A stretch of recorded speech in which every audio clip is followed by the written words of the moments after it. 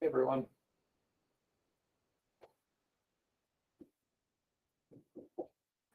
And we are live with our pre-meeting. Jeremy's going to be chairing up today's meeting because Robin's out of town. He should be joining us. There he is. Hey Jeremy, we're live with our pre-meeting, so we are free to discuss business items or whatever else we'd like to talk about. I think you're on mute, Jeremy, if you're speaking. Okay. Hello, everybody. Hello. Seems like we had a pretty light meeting today. We do. Yeah, one formal item and one informal item. I'll just take a minute to introduce to those that may not know her, one of our staff members, Alex Cole. She's a Urban Planner 3, and she staffs the Historic Resources Commission, and I've pulled her in on the South Lexington storefront rehab, as she is very well suited for these types of review, and she's been able to add some insight and details to that project review. So, hi everyone, nice to see some of you that I know and meet others that I don't. But Brian, Ricardo, Christina, is there anything you guys want to bring up or discuss in advance, or? Not me. I think we need one more for to have the meeting, right? yeah, we need one more committee member. I don't know if there's someone on the phone or who that might be. Or is that just someone's tethered audio connection? Don't know. The phone is the public input. Oh, okay, gotcha. So yeah, I think I haven't. I know Kate is a maybe and Robin's a no, and that's about it. So I think we should get one more person, I'd assume, before we start at 12:30. Will tells me that there's some fine applicants under consideration to fill our 9th seat in this committee. So hopefully we'll have someone, what you said, within a week or two? Well, they're going to be reviewing the applications at next Tuesday's City Council, I think, working group. And I think making a recommendation, perhaps voting that night. So maybe by next meeting, we'll have time to get that person up to speed, trained up a little bit, and trial by fire at our next DRC meeting, hopefully. Cool. Will, for the project on Lexington, do we have any actual elevations other than that sketched on photo? No, we do not. So kind of what's on the website is kind of the best we got. So I know it's not ideal. Is that normal? It's a little bit, I don't know. I don't know what's Gotcha. normal, to be honest. I think what they submitted was acceptable for the permit application. But then for our purposes, they're able to at least provide that illustration, which I know is not preferred. So it's kind of trying to find kind of that balance between, being either overly strict with requirements for a smaller project, but also having enough information for you all to make an informed decision. And this is just this is that weird in between project where it's not a level 1, 2, or 3, but it's more than just a minor work because it is changing the exterior of the building, which is why you all are seeing it today. So it's I don't know if that explains it. That's kind of how it played out and the way I'm looking at it. I mean, I get it. You don't want to force people to spend too much money on a small project just for presentation purposes, but hopefully is the applicant going to be here? I believe so. Yep. And last question on that, Alex, do we have any photos of what that building was looked like before it got butchered? No, we don't have any historic photos, but I did pull the info from the National Register nomination. The last update and boundary increase happened in 2011. And it gives a pretty good description. It seems like the two storefronts on the first floor matched each other. And then the second story had two bands of 6/6 windows. There were 4 on each side. And it's my understanding from the applicant that those windows are gone now, unfortunately. But and it looks like, from what I can tell, the storefront to the left has been mucked up with the garage door, but the other one is pretty well intact. The one on the right. Thank you. Sure. It was the Union Transfer Company, if anybody wants to know. And that building, I mean, that business is actually still in operation in Asheville. That's my little history nerd nugget for you guys.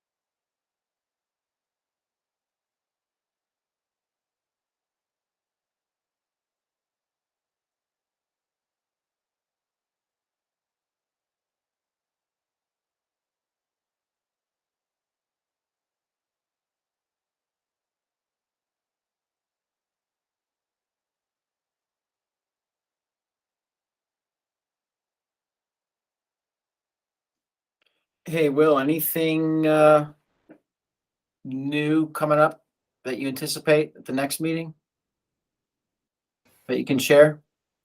Yeah, I'd be glad to. Need to check some of our pipeline tracking sheets. I know at some point we'll be taking another look at the project at 226 Hilliard and 85 Ashland. They're calling that now the Duke. So the corner of Hilliard and Ashland downtown. They were there here in April for an informal review, and they've kind of been tweaking the project a little bit based on conversations with the community and the client. I think they might come back in the next meeting, either formal or informal, depending on where they're at. But that's going to be a larger scale building. I think they're around like 230 units, give or take, 250,000 square feet. So that'll be a review coming down the pike sooner than later. Obviously, we have the informal for Aston and Sawyer microhousing today, but coming back for formal either next month or probably October.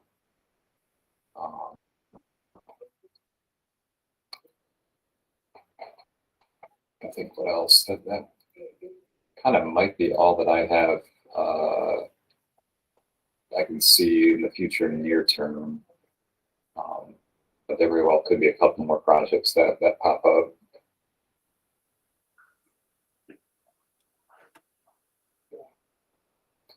Yeah, I think it would be helpful in the future, if you see a number of things coming, just to give us a heads up or share a potential pipeline, just to make sure we're all,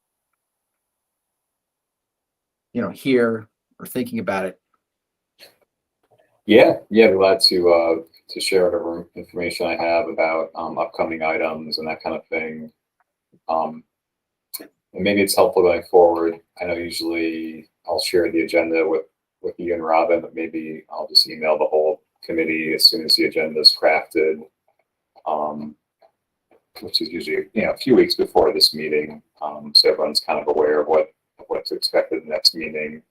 But also, if there are major projects coming down the pike, to be able to get a heads up about that, so you all can start thinking about implications of it and whatnot.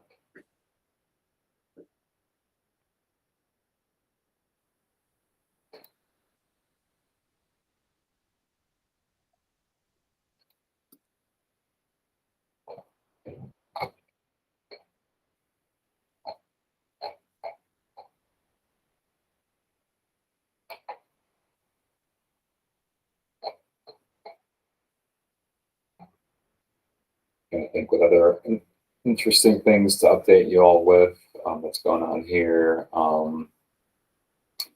Maybe you'll just say that we've been pretty well understaffed for a little while now. We're working through the hiring process for a few positions. They're all kind of in different stages. Some are further along than others, but so you might be seeing some new faces here at some point sooner than later. Definitely we'll have another urban planner in our division here who will be assisting with design reviews. So maybe in a couple months you'll be meeting that person, whoever it ends up being. So that's super exciting, and that'll kind of allow us to do a little more work, some deeper dives, some just more than just running the meetings and doing staff reports, which is kind of our capacity limit at the moment, has been for a few months now. So that's exciting to think about how to work on some interesting either informational presentations with you all, improvements, start thinking about guideline updates, that kind of thing. So Who's in your department right now? You said you have 6 or 7? yeah. And some folks are on one person's on maternity leave, so they'll be back at some point soon. Our division here is just myself, Alex, and Avery. Todd's still the director. We have Vidal in long range, and we have Stephanie, Carly, and Dana in place strategies division.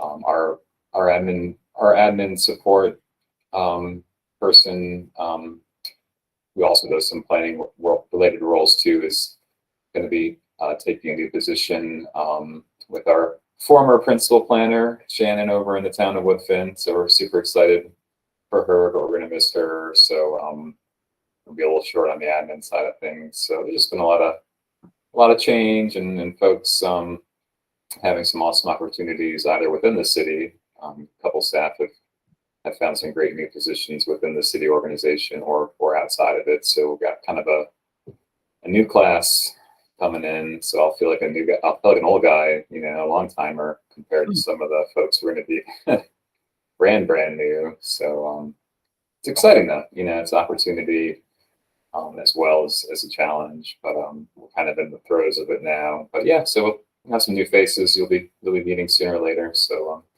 and may also mention that also we may be transitioning back to in-person meetings at some point. I don't know who all have been around even pre-pandemic to have in-person design review committee meetings, but I don't think we ever did. That's right, of course, yeah. I guess only Committee.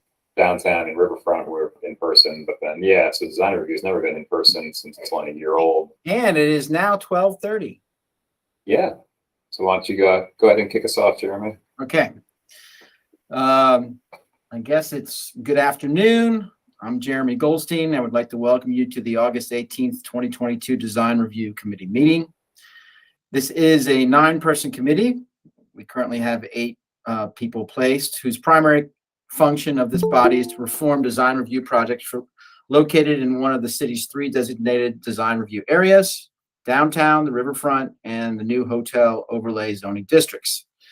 This is a mandatory review voluntary compliance process with one exception for hotels seeking to skip council review. Hotels taking advantage of this incentive must receive a positive recommendation from the committee. All committee members and staff are participating virtually. We appreciate your patience as we work through committee meetings a bit differently. We are streaming live on our virtual engagement hub, which is accessible through the virtual engagement hub link on the front page of the city website and also linked on the committee page. You can also watch the meeting on the city's YouTube channel. We also have an option for the public to listen live by phone by calling 855-925-2801 and enter code 9410. When we get the public comment section, you may dial this same number and press *3. For those of you out there with us today, welcome. I guess we'll first begin with roll call. I'll now go through and introduce all the committee members who are participating virtually. Please make sure to mute your microphone if you are not speaking. When you have a question or would like to speak, unmute your microphone. Please remember to mute your phone after you are done speaking. Committee members, as I call your name, please say a quick hello. I don't see Kate. Kate and Kai here, able to join? No? Christina Boer. Here. Hi. Was Kimberly Hunter able to join us today?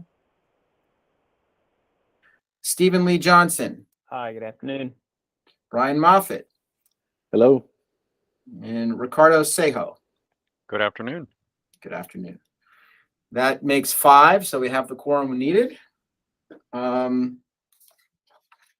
Great. To help our audience follow along, I'll state each section of the agenda aloud and do a vocal roll call for each vote if there's a vote to be taken. Additionally, I asked that committee members raise their hand to speak, and I will call upon them. I'm not sure if I know how to deal with this virtual raising hand thing, so hopefully Will can help me out with that. We will begin with our administrative items and any unfinished business. So the only item we have would be approval of the minutes from the July 21st, 2022 meeting. Do I have a motion and a second to approve? Or any comments, changes? Move to approve as written. Second.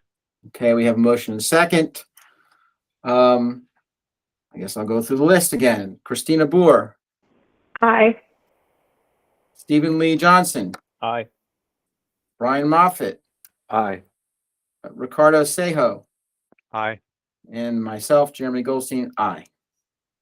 Minutes are approved. Okay. Moving on to new business portion of our agenda. We have one formal and one informal project seeking review today. We will take these cases in the order that they appear on the agenda.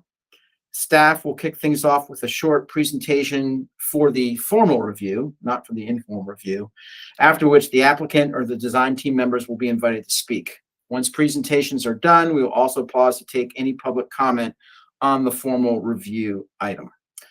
Please keep in mind that it's not uncommon to have technology issues during these presentations, such as screen freezing or during public comment, such as losing participants. If this happens, exit the meeting and re-enter using the same link or call in a number you used to join.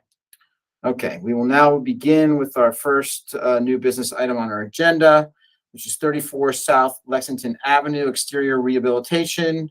And Will, I cede the floor to you. And I will cede the floor to Alex Cole. Thank you. Thanks, everyone. I appreciate the opportunity to present to you all today.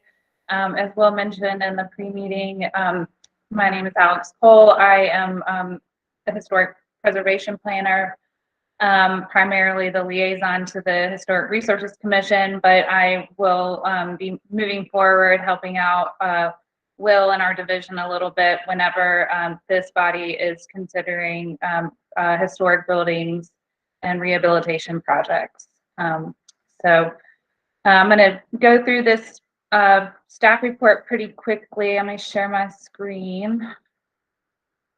Pretty straightforward request here.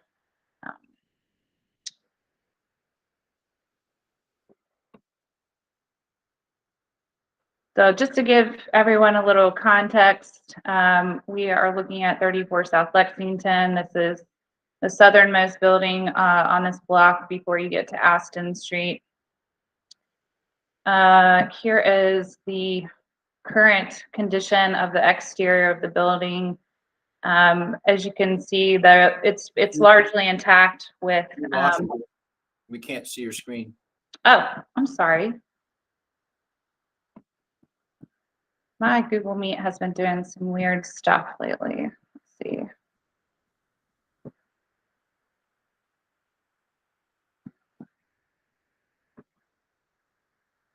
All right, about now. This is the exterior of the existing building. It is largely intact, as you can see, with some minor modifications on the first floor. This building, let's see.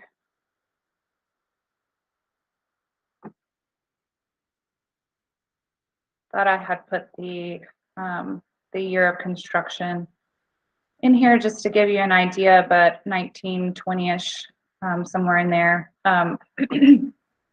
So the proposal involves, as we talked about in the pre-meeting, also we don't have any elevation drawings for this project. So instead of showing the floor plans, which I'm happy to pull up if it's helpful, I think this is maybe a little bit more helpful just in terms of providing a visual aid to what they're proposing. They're proposing to replace both the storefronts on the first floor and create a new vestibule on the far left where the new entry door would be, and then create these kind of single pane windows on the right side of the vestibule and within the other opening on the other side of that divider in the center of the first floor. And then the second story windows, I know we were just looking at it really quickly, but on the street view, you can see that they're boarded up, and it's my understanding from the applicant that those the historic windows that were in the second story have been removed. There were two sets of 4 6/6 double hung windows in those openings. So those are proposed to just be 3 single pane windows on each side. So in looking at the guidelines for historic buildings, I've noted a couple of ways that the proposal doesn't meet those recommendations, mainly that the original size and storefronts are proposed to be altered. The one on the right, like I said, is pretty well intact. Go back to this might be better to look at. Those existing windows and doors are proposed to replace. And whenever we're considering historic buildings, original windows and doors, when they exist, are important to retain and preserve if possible. We do also note in the staff report that it does, the design is supported by the design guidelines in that some of the original window openings on the second story are being maintained, and the brick exterior of the building is also being maintained. So while we've noted some ways that the project might better align with the guidelines if the intact storefront doors and windows were restored rather than replaced, we are still recommending approval of the request. So with that, I am happy to answer any questions that this group may have. Okay, Alex, and before we get into that, Christina actually just emailed me a historic photograph she was able to track down of the building. I put it in my drive, and the link is right there in the chat. I don't know if you want to pull it up just so we have that for reference if it's useful. Sure. Thank you for tracking that down. Yeah, So yeah, there it is. Yeah, that's the way it was just a few years ago. just a few years ago. Yeah, well, in my lifetime walking up and down Lexington, yes. Okay. I mean, historic is relative, so. Yeah, I would think that the storefronts have definitely probably changed a little over time. I think probably the transoms are probably the most intact feature on the first floor. It's too bad that the second story windows are missing. And if I were talking to the Historic Resources Commission, I would say like the new windows in the second story should match, but this is a different I understand you guys operate a little bit differently and don't have quite the same standards to kind of point back to. Alex, what are they doing for that central column between the two ground floor storefronts? They're telling us from the rendering that they gave us that will be maintained, because that was a question I had too, because if you look at the floor plan, it looks like that's going away, which I'm not even sure from a structural standpoint that would be possible, but Will emailed with Cameron, the applicant, and he confirmed that division will stay, and then that we'll have the the changes will be on either side of it. I think if that's what you're asking me about. It is, and then on the floor plans, it looks like they've got the new storefront on that second floor. I see 4 millions. So they've got, I mean, 4. They've got it divided in 4, but on the little sketch, it's shown as 3. Do we know what they're actually proposing to come back with? Because the photo that Christina just put up showed 4 windows on each side, and I kind of like that. I don't mind the the new material and stuff like that. We're not really restrained with that. I want to know which one they're proposing. Yeah, that's a great question. No, to be perfectly honest, like Will was saying, and I think we're in this like weird gray area with this project where we're not, since it's not even a level 1, they're not required to submit elevation. So it would have been really helpful to see elevation so that we could understand how closely that matches with what they're showing on their floor plan. So I'm not sure. That may be something. Is the applicant here, Will, that maybe they could answer for us? Yeah, I think Sheila Kane is on the call. Ricardo just raised his hand as well. Okay, I am on the go call. ahead. Go ahead. I'll wait to hear the answer for this.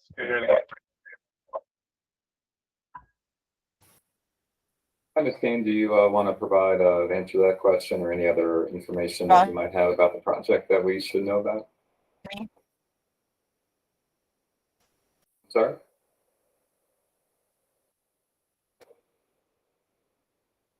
Are you there, Ms. Kane?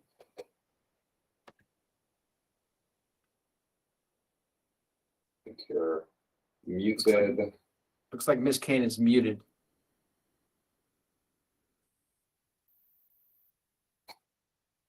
We were getting some feedback. I think it might have been from her, so she might be working through that. Yeah.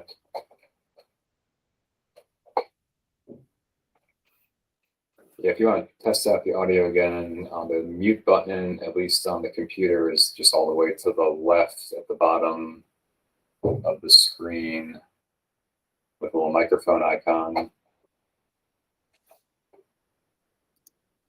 But I don't know. Yeah, if you want to go ahead, Ricardo, with your question while Ms. King maybe figures out the microphone. Sure, thanks. I was wondering if we're, sorry, Alex, did you say that all the windows on the second floor were gone, or just one side? All of them? I believe they're all, from what I got an email from Cameron, the applicant, a few days ago that said they were, unfortunately, none of those windows were still remaining. So if we're not doing if we're not maintaining the original windows or even the original look in that sense, why are they going with single pane glass? I think Miss Kane is now phoned in, so she probably can maybe answer. Yeah, I'm sorry. It's okay. I somehow lost all communication. Well, when we were originally doing this project several years ago, and we had to take out the windows as they weren't functioning, and they were just open to the elements, basically. As far as doing the single pane glass, I think it's just mainly because that's what was there prior. So just trying to reincorporate that.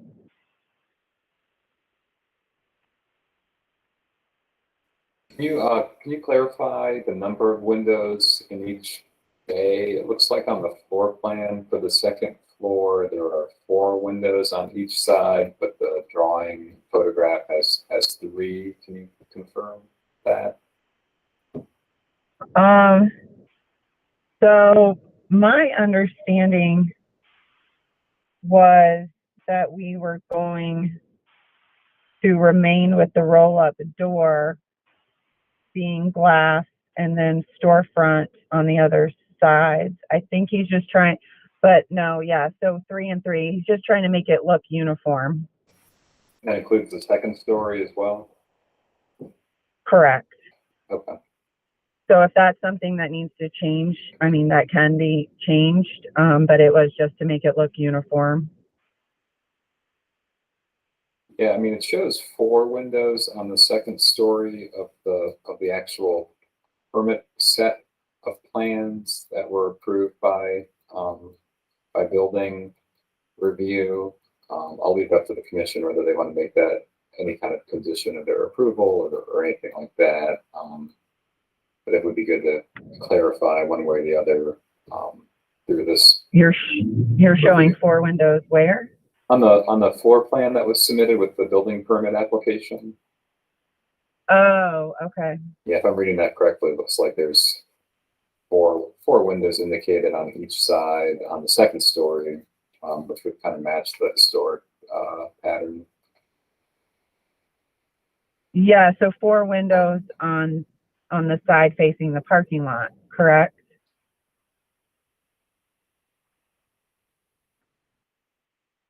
I think you're muted.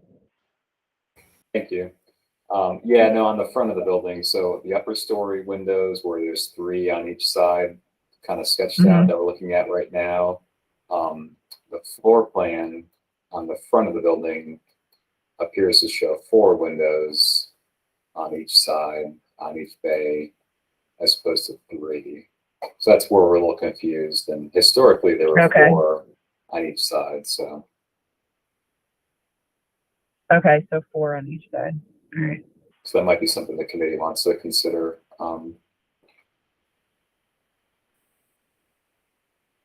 We don't really Okay, have. to match previously. I'd like to follow up on Ricardo's comment. Just from an energy efficiency standpoint, this is not a historic restoration. Why wouldn't you do double, better insulated windows? Oh, Yeah, sorry. I think what I was saying was single light, not single pane, like thickness. Oh, Just okay. single okay. 606. Okay, it'll still be insulated Yeah, glazing yeah. units. Yeah, Okay. sorry. That was just my description. Maybe. All right. No, I thought it was an odd choice, but but okay, good to know. No, yeah, just not with multiple lights or divided light. Gotcha. Thank you.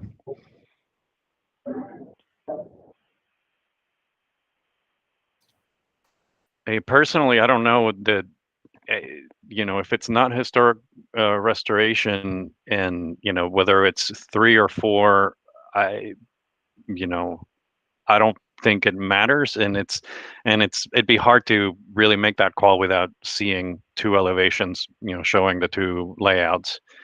The openings are like 3'6", I think the plan said. So, whether you go with 3 or 4, the glass isn't going to be too big.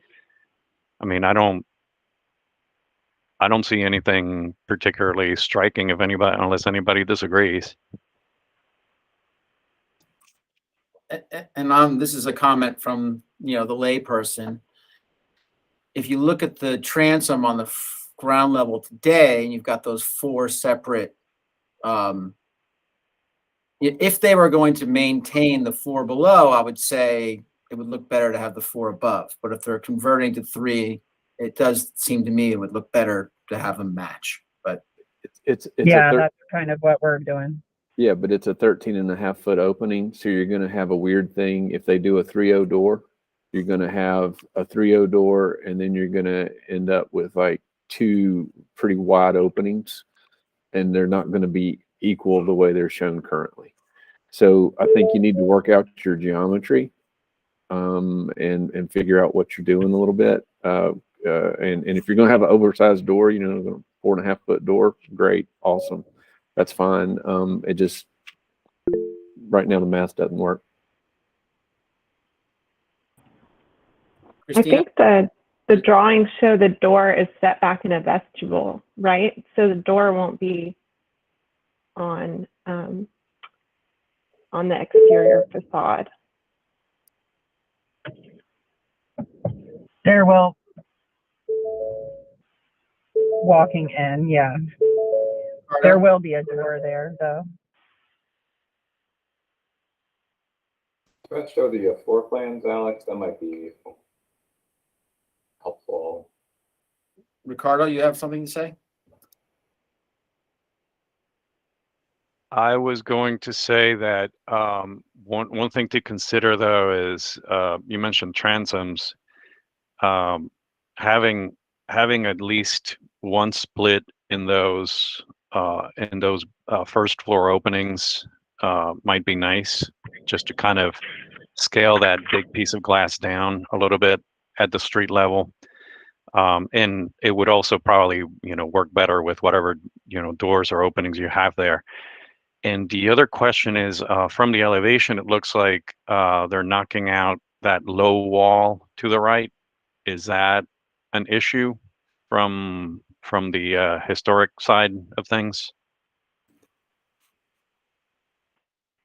You could make a case that we don't have well, I don't know. I mean, anything 50 years old has a certain historicity to it. So you should preserve those elements on site.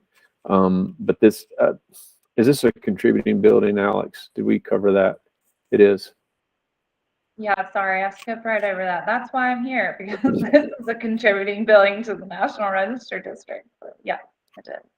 Yeah, I'm confused. I'll be honest. I'm looking at the plan and the elevation, and they don't remotely match up. The elevation shows that you're keeping the existing openings, and and you're matching what's going on above and below. But then I look at the plan, and I see an opening on plan north. It'd be on the left side of the elevation for a vestibule, and then 2 openings. And then on the second floor, you're keeping the existing ones. Something's that the plans and the elevations don't currently match, and I'm having a hard time figuring out what it is you're proposing to do here. Well, we're just proposing to put in windows and storefront to try and eliminate the graffiti and then get the downstairs rented out. Right now, we can't keep people from, every time we try to paint something or fix it up, we can't keep people away from doing what they want to do. And therefore, we haven't been able to sell the property because of that either. So we really are just trying to do a storefront that is, beautifies the location, which it doesn't right now, as well as gets a renter on the bottom floor, whether they're going to be doing entertainment or art or what have you, but getting it to a point where that can be done, and somebody will be holding down that property, and somebody will be there every day working within that property. I guess what I'm asking, are you proposing to do what's shown on the plans, or are the plans not applicable and what's shown on the elevation is what's applicable? What's shown on the elevation is the most applicable at this point, yes.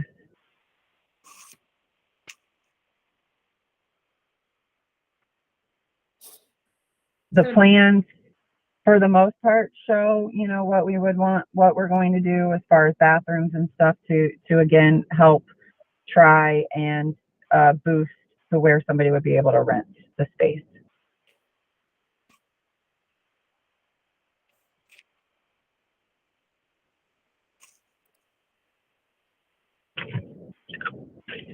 Well, you might not know the answer to this, but do you know where this is in the review process in DSD? I mean, if it's supposed to match what the sketch looks like, then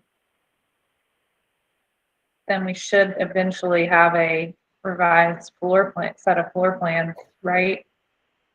Yeah, Yeah. that's what I'm wondering. Yeah, I think there's a little disconnect here because how can we have a review and we don't know what we're reviewing? We don't know what's what. And I know that this is a mandatory review of voluntary compliance, but still it doesn't seem like much of a review if we don't really know what's happening. I don't have enough information to vote on this, or if I voted on it, I would turn it down. Based on, I can't tell what's going on. I don't know what the dimensions are. I don't know what they're proposing.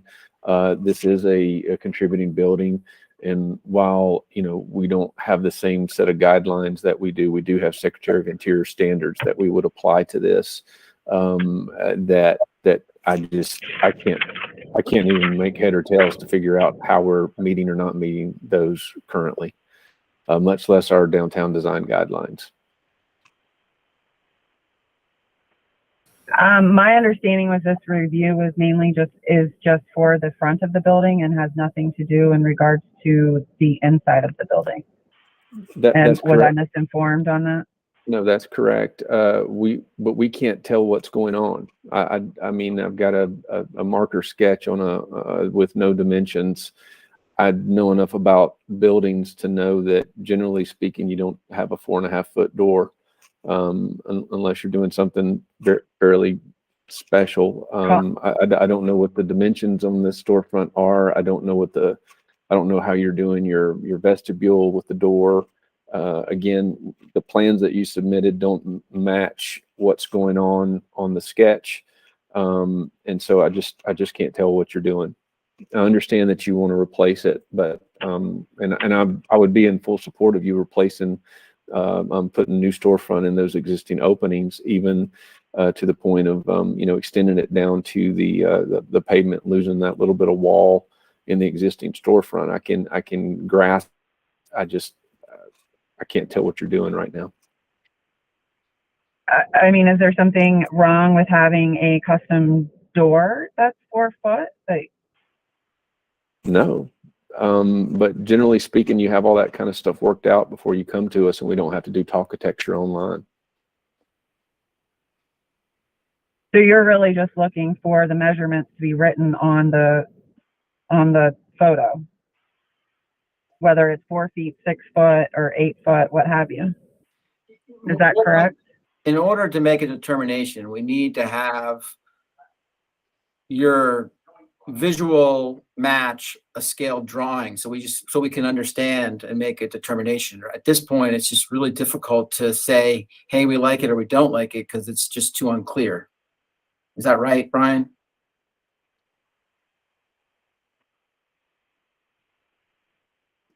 Brian, you're muted. Sorry. Bingo. Yeah, what is the height of the door? Is it going to match the existing transom? Are you keeping that transom line, the existing transom line, all the way across on both openings? Yes. Which I would, the sketch doesn't show that, but I would recommend that you do that. There's certain pieces that we Can you would. put that sketch back up? I don't have control, but sure, somebody can. Again, the goal is not to sit here and for us to do talkitecture and try to figure it out. So, with a right, marker. but so if you look, it is showing that it is staying within that transom. It's going straight across the transom that you're just speaking of. So it does show that. But you're not showing the transom on the other storefront, which I would want you to. I think that would be appropriate in this case. Especially as this is a contributing building. And so normally when we're doing a contributing building, we don't want to create a false sense of historicity, but we also want to maintain historic patterns of fenestration. I think I'm using the correct Right. language here. Okay, so and what you're looking at, what we're taking out and putting in is exactly the same measurement. So there is probably custom work that needs to be done, but we're maintaining that transom right there in the middle. Everything is at the same height and going all the way across. And then you have the corresponding windows set in to match the downstairs area. I don't see it. I mean, I'm looking at this, I have it blown up on my screen. On the left side where it says door vestibule, it looks like you have it doesn't go all the way across. So maybe I'm confused. I guess I'm not following you on all the way across either. I mean, you see it's orange and the same line goes all the way across and everybody's at every piece of storefront, including the door, is at the same level. I don't see that. Anyway, Okay. I don't see that. So And are you referring to the top of the storefront, Miss Kane? Yes. Okay, we're talking about the transom line. So kind of that other line at the top of the door, that would be carried across. So you have like a smaller bay of windows. Oh, a smaller bay of window. Yeah. So that was not something that we had planned on continuing. okay. That's why you don't see that second line. But there is a second line above the door and vestibule. So I think that's Right. So that can be, I mean, the door can be a custom door. So we can eliminate that transom line if you want it to match all the way across, or we keep it as such to where you have that decorative window above the door, but that window does line up with the remaining storefront.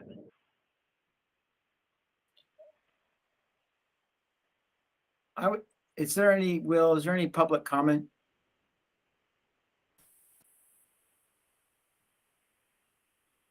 You can find out.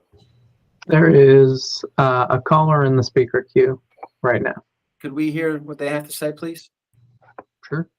I'll bring them in now.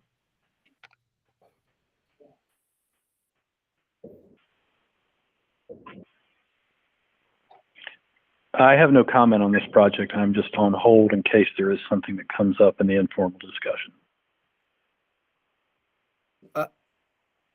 Okay, we're not going to be taking public comment for the informal discussion. Okay, then I will hang up. Thank you. I am, I'm acting as chair. So normally in this situation, if I wasn't, I'd be making a motion. So I'll leave it to you guys. I can make a motion, but I'd usually prefer not to as chair.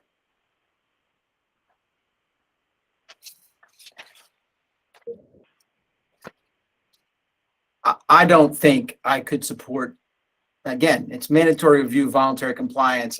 And I appreciate that the applicant wants to rent their space and sell their building, and I'm all for it, but I can't make a meaningful determination from what I see, and I wouldn't be able to support it. So I'm throwing that out there.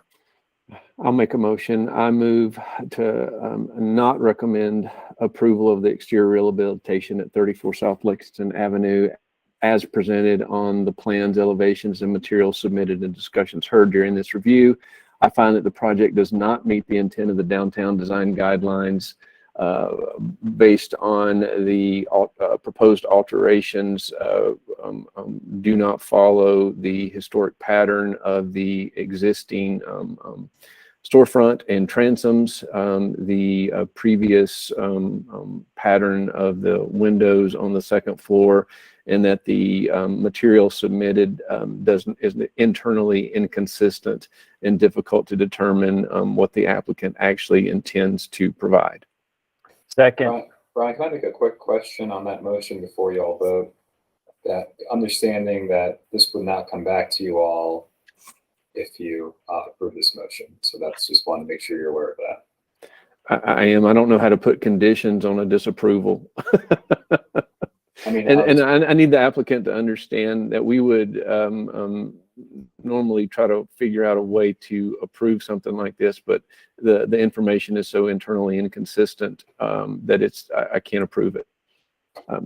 and I just, yeah, that's why I just wanted to clarify. If you wanted to make a motion to continue, they would have to come back with satisfying some of these Shouldn't questions we you leave have. that up to the applicant? I mean, so we have a motion in a second, or prior to voting on it. If the applicant wants us to vote on it, we'll vote on it. If they want to revise and resubmit, so we could, be a little more helpful, I'm sure we would entertain that as well. 100%. And I would advise that to the applicant that, mostly projects want to get approval. This one is not going to another body. So no other body would be considering whether you are approved or not approved necessarily. But even smaller projects that work through the design review process with this committee benefit from the review. And even though it might be more expeditious to not get approved and move forward, having checked this box in your review process, if you wanted to come back with revised plans that were more easily understandable, and the committee could better review and make suggestions of the project, the overall design and aesthetic,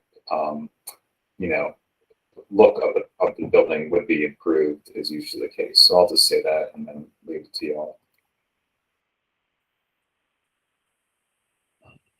Is the applicant still on or no? Yeah, so you're asking if I want to go through this again, or I just take the denial and we do what we want? Correct. I suppose that's what we're asking.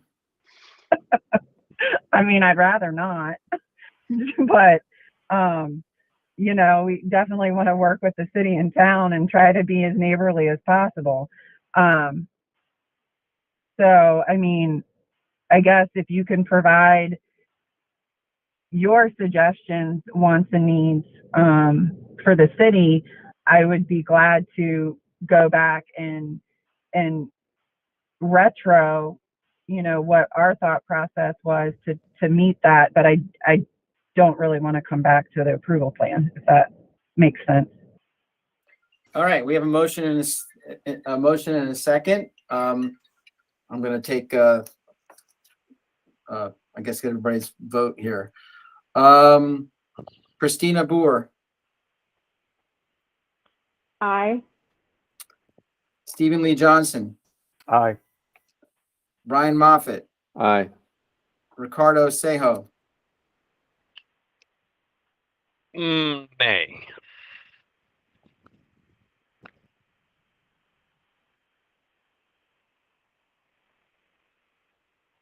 I'm sorry, I didn't hear you, Ricardo. I apologize. I said no. No to the motion? Yeah, I'm voting no. Okay. And Jeremy Goldstein, aye. So the motion to deny passes. How many people? 4-1. Okay. Yep, there's still every opportunity to try to work with staff and make it visually appealing. So appreciate you coming before us. Next item, we have an informal review of 46 Aston Street, Aston and Sawyer microhousing level 2. This is an informal review of 2 new 7-story buildings totaling 230 residential units, an exterior renovation of an existing building totaling approximately 95,000 square feet. Contacts Brian Cook. And will you be presenting this, or someone? Oh, actually, staff is not presenting. It's an informal review. So who from the applicant's going to present to us? That'll be me, Jeremy. This is Brian. Oh, great. Hey, Brian. Hey. I guess, Will, do you want to pull that up, or I can share my screen? Whatever's easier. If you can do it, that's probably easier because you can flip between us at your leisure. Yeah. Let's see.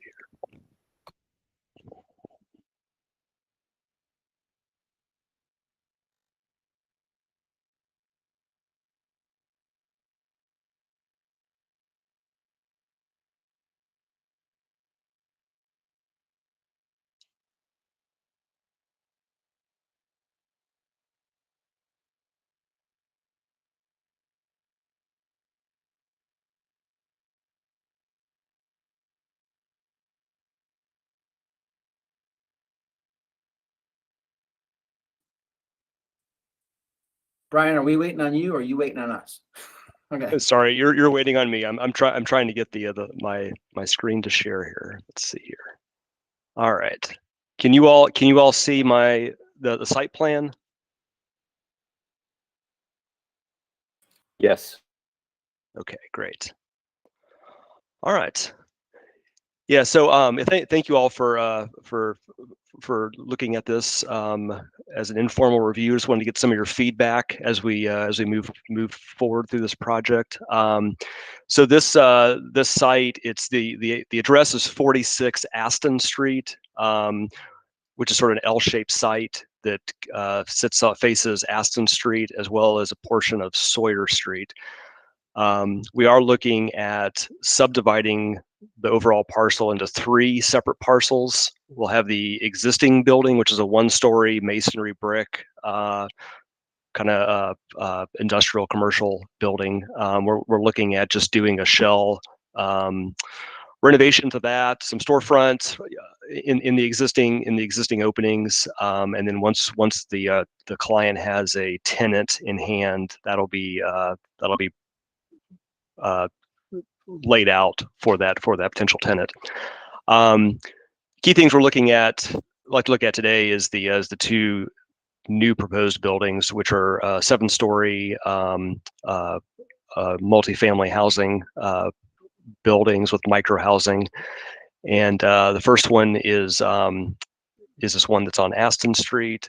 It's about, I believe that's about 60,000 square feet. And then we have one down on Sawyer Street, which is about 35,000. And let's see here.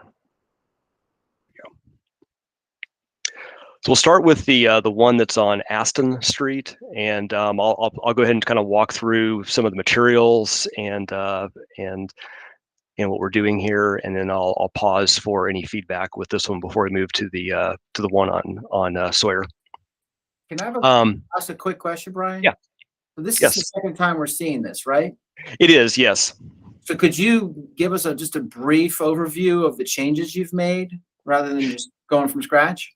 Yeah, I think my understanding, I unfortunately I was not on that last call. One of my associates was, but my understanding is that I think we had just showed a couple of the 3D renderings, and I think you all felt that there wasn't enough visual to understand what we're proposing, so you requested an elevation. So that's the main thing that's different that we're adding is this elevation, 2D elevation with a little more detail of what the material is, and then we just kind of cleaned up some of the actual rendering to try to better present what the elements are on the building. Great. Thanks. Sorry to interrupt. No, not at all, not at all. So this is the main elevation along Aston Street. We have the main entrance into the building at the southern, or I'm sorry, at the western lower side of the street. We're looking at a brick base in a grayish black brick. That'll extend the first 3 stories of the building to create that straight wall height. Then stepping up on the corner piece with brick as well. In between on this corner, we're looking at a vertical metal panel, sort of infill to break up that mass, and extending as well up to the upper piece at the top. Up at the upper level, there is an outdoor terrace area that looks out to the west. The upper portions of the main elevation would be a combination of fiber cement siding, lap siding, and also some vertical metal panel infills.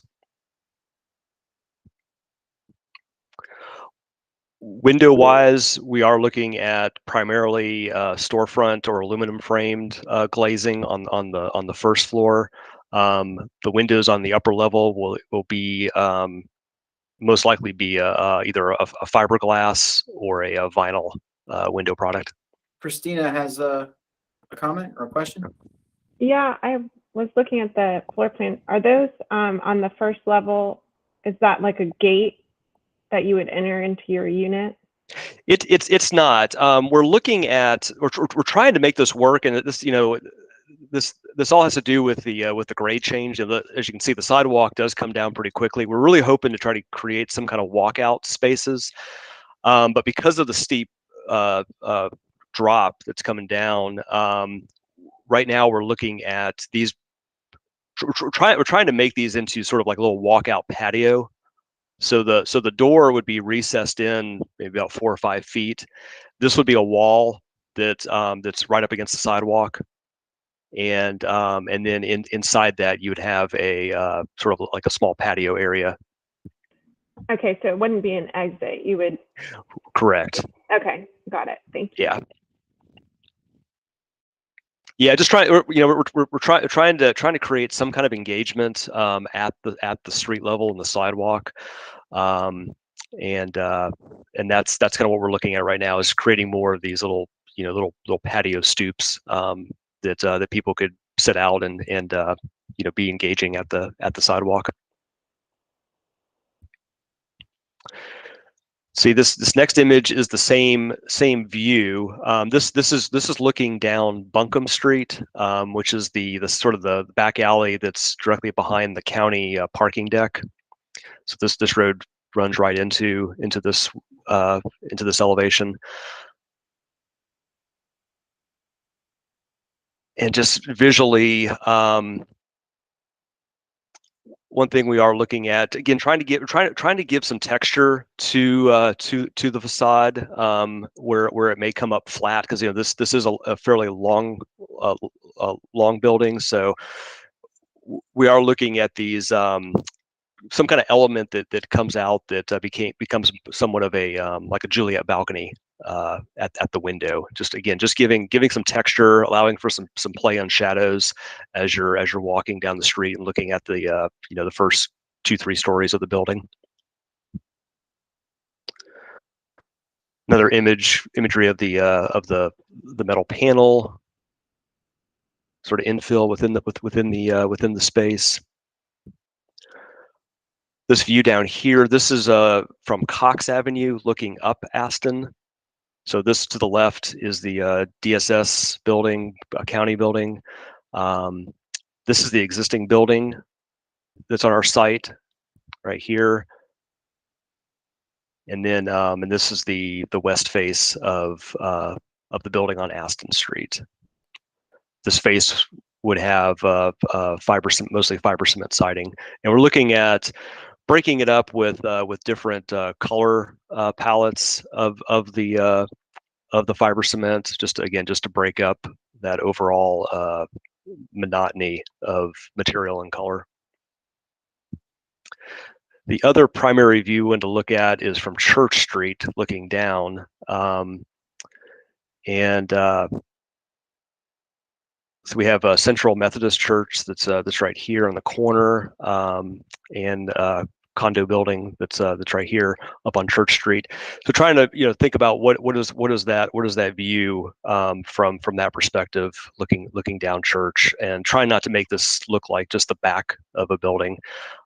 This main tower here, this is a stair tower that would be masonry. So we're looking at ways to again, kind of break up that monotonous material that would be all masonry. And so what we're looking at here is either varying the tones of the masonry, or something similar to what we're doing, what the client is intending to do on our other microhousing project, which is over on Hilliard Avenue, which you all have reviewed before, is potentially doing a mural on this wall with a local artist. Brian, mural. Mural, all right. No, Brian Moffitt. No. He's not a mural fan. Or he is, but not. That can't be the answer to everything, right, Brian? Thank you. All right. You represented me correctly. I appreciate it. Well, Again, murals are not permanent, so you got to think about what what does that become 10, 15 years down the line, 5 years down the line.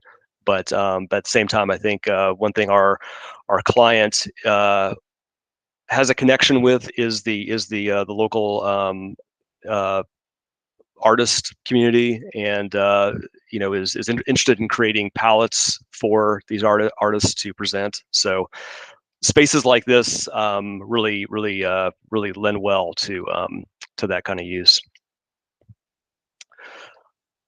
Going back to materials of this facade, this back portion of the building, we're looking at again a metal panel in those areas. We are looking at again trying to get some texture to these faces, looking at some sunshades that will have some material texture as well as color. And one thing we've used in the past is like perforated sunshades that again kind of help play on light and give some texture to it. So that's kind of an overview of the Aston building. So I'll pause there and take some comments on this building. Brian? Yes, brother. Yeah. Sorry. Brian Mock, Mr. Mock. I'm going to say, Mr. Mock, I apologize. Sorry, Brian. Mr. Cook. So on the Aston, the 3D Aston view, top right on the one you're looking at right there. Yeah, if you could zoom in on that one, you're doing some fun stuff. It looks like kind of doing some subtle pushing and pulling on the elevation. It looks like in all of the planes that I can see right now. So it looks like, some of that, the block on the right, you've got that one window pattern kind of pushed in just a little bit. The orange one in the middle is pushed in, and then you're doing this similar with the slot. And then on the I'm assuming that's like a cementitious fiber panel or something on the top left of that elevation. That's correct. You've got that little center section where you've got those little pushes above and below that window line. And I like that. It's subtle. You're playing with texture and tone and doing some stuff there. I think I'd like to see you do a little bit more of that. Like this, the right side block looks more developed. That bottom left block, I guess you're doing that with the Juliettes or something, but I'd almost like to see you play. There's something you're doing that's really pleasing to me on that right side block in terms of you're doing a modern interpretation of pushing and pulling on the facade, right? You're doing it instead of at each window, you're doing it more, big vertical sections and doing some fun stuff there. Maybe play with that left side block similarly. Like that right side block is so much more successful to me than the left side, the bottom left side block of the brick piece right there. Am I making any sense, Brian? Yes, absolutely. Yeah, okay. and I think and then carry that all the way around, because I really like what you're doing on this elevation better than the flat with the little applied stuff that you're doing on the other elevations. Like this one, somebody spent a lot of time on. Mm-hmm. Now you say continue. You're saying continue whatever. Continue the playfulness and the attention to detail that you've put into this elevation, to the Aston, to some of the other elevations. I think in terms of. So in this one, and I understand, this one's looking, we're looking south. This is a north-facing elevation, so you don't need the sunshades and things like that. But there's some subtle things going on in terms of your materials and when you push and pull on things. That to me is just like if I take that right side brick block and then that upper left piece, I think you've done some really successful things on those facades. The bottom left brick block, I don't think it's quite as developed yet. Maybe take some of the same sensibility you did with the big one, and push and pull on that one just a little bit more in the facade. But then take that kind of instead of doing a flat plane with just the sunshades on it, do some of the same material moves and pushing and pulling on that elevation to create those shadow lines on some of the other elevations. I think this is that looks nice. I like that. Is that making sense? So I think I think this is a more successful piece on this side, and that's the first thing I wanted to say. And then how you treat that stair tower. I've never liked, I don't know the name of the building, but I love the building. The one, I don't know, up Aston towards the church from this, where they put that big stair tower on the back of it, so they can get up to the roof. And it's just a big box, and it has nothing to say to the rest of the building. But honestly, it's not terrible either. I mean, so there's something about, a stair tower looking like a stair tower and not pretending to be something else. So that one side that you were saying, maybe you do that brick, maybe you create a palette. I think maybe you do a little bit of both. So maybe you play with it at the pedestrian level, and then up above it becomes a blank canvas for a mural. Just a thought there. So that's my, I mean, we could get into some other stuff, but mainly I just wanted to say that I thought that Aston Street elevation and the way that you've played with the materials and pushed and pulled in a very subtle manner on the facade is successful, and I'd like to see more of it. Great. Well, thank you, Mr. Moffett. We'll definitely there's some great comments, and we'll definitely kind of take those back to our drawing board and see what we can incorporate. Don't leave yet. Don't leave yet. Oh, I'm not leaving yet. Ricardo always has wonderful things to add. Thank you. Yeah, I actually I like this building a lot too. I think you guys are doing some artful things with it, and there are some subtle details that they're just really nice to see. On the comment on the elevations, I would say that for the next one, just do something that's just line drawings. What I really want to see is I don't want the texture. When I zoom into the PDFs, you get all the artifacts and the resolution breaks down, and so it's a little bit hard to see what the detailing is really doing. Which leads me into my point about some of the stuff that you guys are doing with the metal panel, and so those subtle changes in, sorry, not metal panel, this is the cementitious board. The sort of changes in color and texture that are really nice and give a lot of movement to that facade. I'd like to see some of that happening on the brick as well. As far as I can tell, the brick is just sort of running bond all over. And I think you're missing a really, really great opportunity in, doing some of that same artful playfulness that you have on the lighter panels or lighter planes. Incorporate that into the brick. It can't do the same thing. Obviously, it's a different material, but it just there's a really nice gentle hand, I think, working those patterns, and I'd like to see that on the brick as well.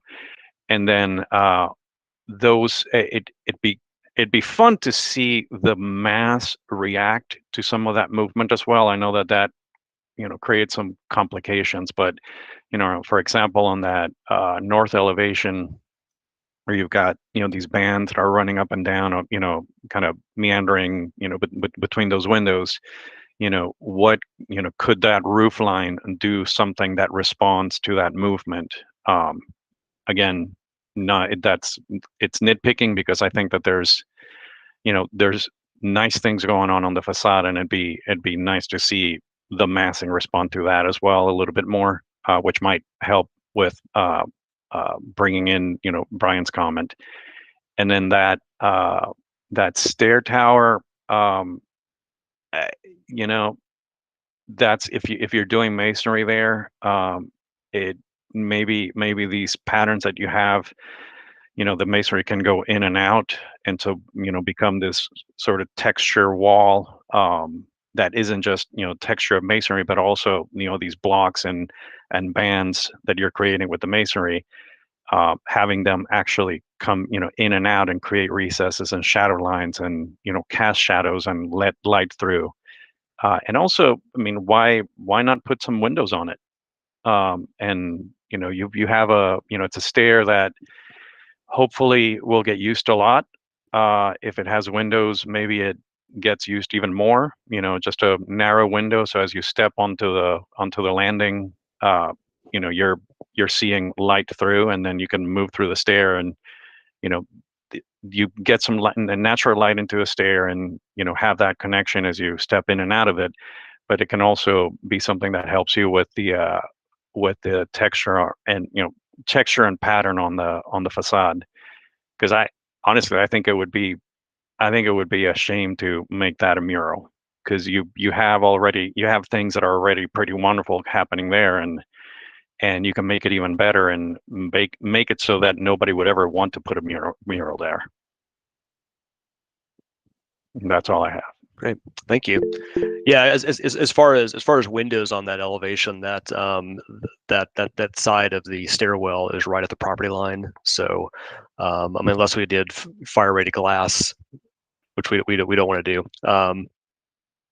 Unfortunately, we can't get any windows on that elevation. Christina? Yeah, hi Brian. I really like this building is broken up and you don't just have one massive structure. But I think there's some missed opportunities, like where you see the existing building in the top elevation, the Aston Street, Buncombe Street, where you're just looking through this corridor between the buildings and you see just white. I'm wondering if you could break up the facade there maybe to start to show those axes. And I think there's a couple more opportunities to do that. Looking at the plan, and sorry, hang on one second. There's another elevation on Sawyer Street looking north where you see the other buildings behind. This one. Mm-hmm. This is the one you're looking at, yeah. Yeah, so I think there's some opportunities where you see those peek throughs to change the color of the facade or to make some, I don't know, just something interesting where you get those visibilities since the buildings are broken up, and create these interesting perspectives and viewpoints peeking through. And then the other comment that I have, which I also made last time, is I wonder if there's a way that you could create more of a pedestrian just friendliness where the existing building is, where you have the wall. It just seems really kind of unfriendly at the moment. So those are my comments. When you say wall, you mean this wall here? Yeah, especially on the other side, on the back, where it's stepping, it feels kind of out of scale. On the back, from the north view? Or on the side back here? No. Aston Street looking east from Cox Exactly. Avenue. Yes. AZ09, bottom left. Gotcha. Mm-hmm. And I'm also wondering, like, it steps, but then you have it coming up to full height of the stepped wall when it turns, which looks a little odd. Yeah, what's happening there is that there is an existing overhead door and loading area that's right here. Okay. And we're trying to maintain that. Again, not knowing who the tenant might be, but you know, they are looking for potential brewers, and you know, that would be something that that would probably be wanted, you know, needed for use. So that's what we're trying to maintain that. Okay. That area Is for right it now. possible to step the front wall to meet? Oh, I see what you're saying. Yeah. Yeah. Yeah. Mm-hmm. Yeah. No, that's a good comment. Yeah, we'll take a look at that. Sage? Hi, everyone. I have weak video signal. Brian, this isn't design related so much as it is location related. I just wanted to flag that this particular area is where we get the most noise ordinance complaints. So whether it's thicker rated glass or trees on the street or something. Just be wary that a lot of residents in that area complain about noise.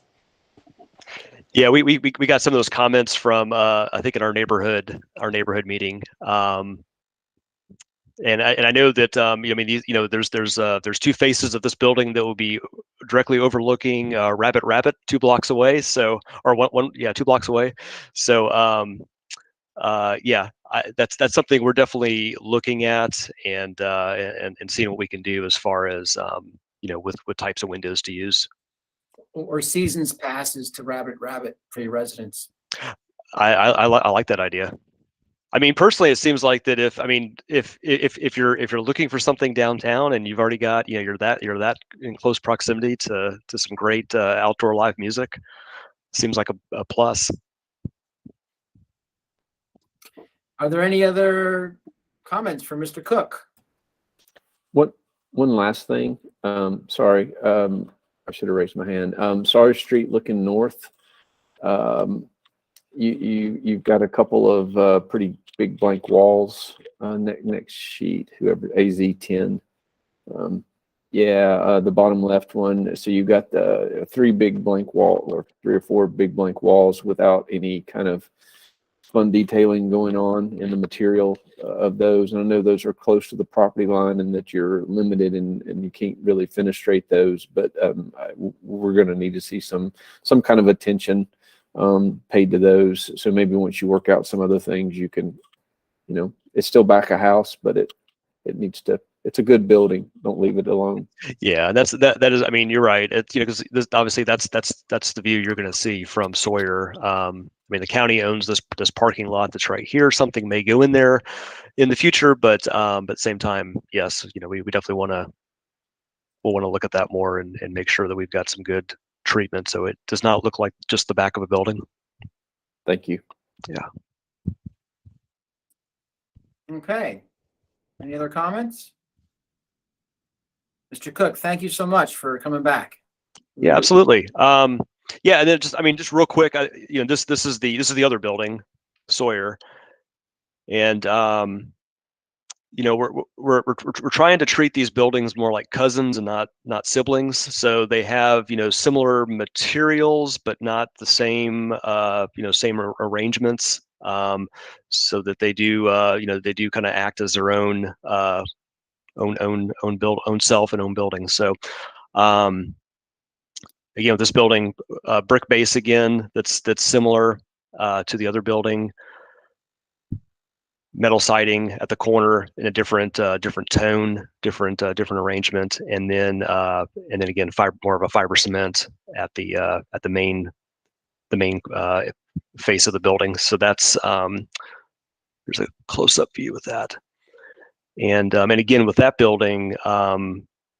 Again, we're looking at some sort of articulation with sunshades, with potential color to give some play on that generally flat facade.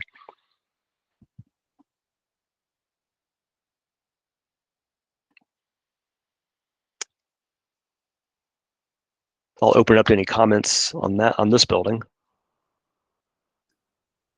Sorry about that. Does anybody have any specific comments on this building? Is there a plan? I'm sorry, I just started talking, Jeremy. Perfect. No. Is there a landscape plan where you're going to tie all this stuff together and show like how pedestrians move around between the buildings and stuff? We are not there yet. Yeah. Yeah, we're not quite there yet. While we as a design team are looking at this as as the 3 buildings and the spaces in between, the client is separating each of these parcels. They'll have different ownerships, so there's some overlap on what is sort of public realm versus private. Generally, it is all private, but we are looking at creating some kind of hardscape pavement with some landscaping along this property line that connects to the back of the Sawyer building, which would then have an outdoor patio area and potential like backdoor entrance for that building. So so we hopefully we should have by the next time we present to you, we'll see if we'll make sure to have more of a landscape and site plan for you all to see. Yeah, because the building up on the corner over here at the corner of Aston and Church has that wonderful little kind of private yard for their residents. And I don't get to use it, but I get to look at it as I walk by, and I like it. I like that that's private. The church, Presbyterian Church, has their little spot for their pre-K thing. So I could see you creating some stuff just for the residents that were still. There's a lot of opportunity there that also might kind of start to address some of what I think Christina was maybe getting at in terms of, using the framing between the buildings to direct you somewhere and to show you something other than just a space between buildings. Yeah, that all makes sense. Brian, I also have another quick question, just out of curiosity. Do all these units have windows? Yes, they do. Okay, because it looks like that Sawyer Street elevation, there's a row of windows, the one you're on, yeah. That on where you see the pass through, there's a row of windows going up. But then it looks in plan like there's 2 units. Yeah, we're just not seeing the other side of this elevation. Okay. There will be two sets of windows. Okay. Those units, yeah. Thanks. Okay. Thank you, Mr. Cook. Appreciate your time. Yeah, thank you. I appreciate all your time. So thank you. Okay. Thank you for the comments, and we look forward to coming back to you. Great. Yeah, thanks. All right. Will, do we have any future discussion topics, or anybody on the committee? Is there anything that anyone would like to discuss? Okay, no. Is there any public comment for any other issues? Well, actually, it says no. Public comment is taken for each comment during their formal review, so we don't have that. Do we have a motion? We'll go adjourn. do something else. Yeah. Is there a motion to adjourn? Motion to adjourn. Okay, a second. Second. All right. We don't vote on that, do we? You Just don't have to run say away. aye. We just- Say- We all just say, see ya. It was a pleasure seeing you all. Thank you. Bye-bye.